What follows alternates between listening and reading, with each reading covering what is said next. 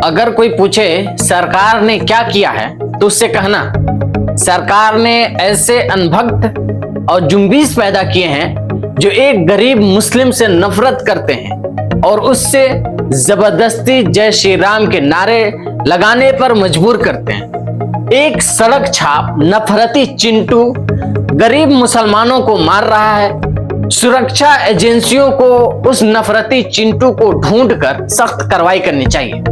एक गरीब मुसलमान रोजी रोटी के लिए ठेला लगाया है। गरीब के ठेले पर जाकर ये सड़क छाप गुंडा डंडा दिखाकर जबरदस्ती जय श्री राम के नारे लगाने पर मजबूर कर रहा है। गरीब मुसलमान को पत्थर से मारता है, जबरदस्ती जय श्री राम का नारा लगवाता है, फिर हनुमान चालीसा पढ़ने को कहता है, माँ बाप की गालियां देता है। जितना भारत के लिए आतंकवाद खतरनाक है उतना ही भारत के लिए सांप्रदायिक मानसिकता खतरनाक है। उस सड़क छाप पर एक्शन होना चाहिए। अगर उस सड़क छाप को बॉर्डर पर खड़ा कर दिया जाए तो ये मूत्र विसर्जन कर देगा। मैं सरकार से और प्रशासन से ये सवाल करना चाहता हूं कि आखिर उनको किसने छूट दे रखी है? आखिर ये खुलेआम दहशतगर्दी मचा रहे हैं, क्या ये दहशतगर्दी नहीं है? आखिर किसने इजाजत दी है उनको? क्या इस तरीके से चंद वोटों के लिए हिंदू मुस्लिम को आपस में लड़वाना दुरुस्त है? ये दहशतगर्दी कहां तक सही है? नैनीताल में जो कुछ भी हुआ आप लोगों के सामने है। किस तरीके से मुसलमानों के दुकानों पर हमला हुआ है, बेकसूर मुसलमानों को घसेट घसेट कर पीटा गया, उनकी दुकानों में तोड़फोड़ की गई। मैं सवाल पूछना चाहता हूं, क्या वहां प्रशासन नहीं है? क्या भारत में मुजरिमों को सजा देने के लिए कानून नहीं है? कानून क्यों बनाया गया है? हम तो चाहते ही हैं कि आप उन मुजरिमों को सजा दें, जो रेपिस्ट हैं उनको सजा दें, बलात्कारियों को जेल में डालें, फांसी लगा दीजिए।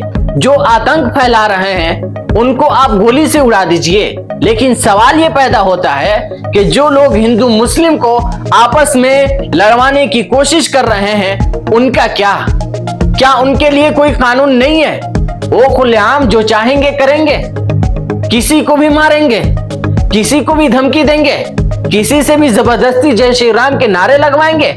ये कहां का कानून है? क्या सजा देने के लिए कानून नहीं है?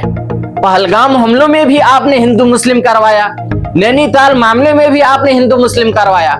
नैनीताल हो या हिंदुस्तान के किसी भी कोने में जो रेपिस्ट हैं, जो मुजरिम हैं, जो बलात्कारी हैं, उनको कानूनी सजा मिलनी चाहिए।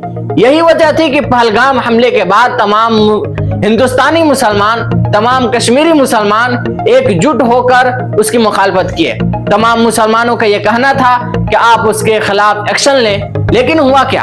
अभी तक कुछ नहीं, कोई एक्शन नहीं। कहां चले गए मेन स्ट्रीम चैनल? अब क्यों नहीं सवाल कर रहे हैं?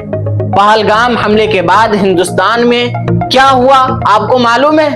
अगर नहीं मालूम है तो मैं बताता हूं क्या हुआ। पहलगाम हमले के बाद हुआ ये कि तमाम गोदी मीडिया सच बताने के बजाय झूठ की प्रचार करने लगे, झूठी झूठी खबरें फैलाने लगे कि मोदी जी ये करेंगे, मोदी जी वो करेंगे। लेकिन हुआ क्या?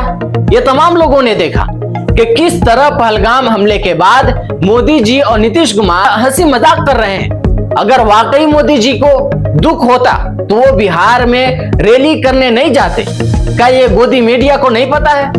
पहलगाम हमले के बाद हर जगह पूरे हिंदुस्तान में हिंदू मुस्लिम होने लगा है। हर जगह कुछ गोबर भक्त मुसलमानों को बदनाम करने की कोशिश कर रहे हैं। इस वक्त हमारी जिम्मेदारी यह है कि हम कोई ऐसा काम न करें जिससे हमारी बदनामी हो, और कोई ऐसा काम न करें जिससे उनको मौका मिले। मैं सरकार से यह बात पूछना चाहता हूं कि क्या ये देश मुसलमानों का नहीं है? आखिर क्यों मुसलमानों को टारगेट किया जा रहा है? हिंदुस्तानी मुसलमानों को पाकिस्तानी क्यों कहा जा रहा है? क्या मुसलमानों को यहाँ रहने का हक नहीं है? क्यों बेवजह मुसलमानों को बदनाम किया जा रहा है? क्या ये भारत मुसलमानों के लिए नहीं है? क्यों हिंदुस्तान को दो हिस्सों में बांटने की कोशिश कर रहे हैं? आज मैं मुसलमानों से ये बात कहना चाहता हूं कि आप ये बात समझने की कोशिश कीजिए कि आज हिंदुस्तान का हालात बहुत ही नासाज है। आप कहीं भी जाएं, होशियारी के साथ जाएं, दंगों से दूर रहें, किसी के बहकावे में ना आए, जहां तक हो सके अपने आप को महफूज रखें। वीडियो कैसे लगी कमेंट बॉक्स में जरूर बताएं। अगर वीडियो अच्छी लगी हो तो लाइक कीजिए, दोस्तों को शेयर कीजिए और अगली वीडियो के लिए चैनल को सब्सक्राइब जरूर कर लीजिएगा। मिलते हैं अगली वीडियो में। शुक्रिया।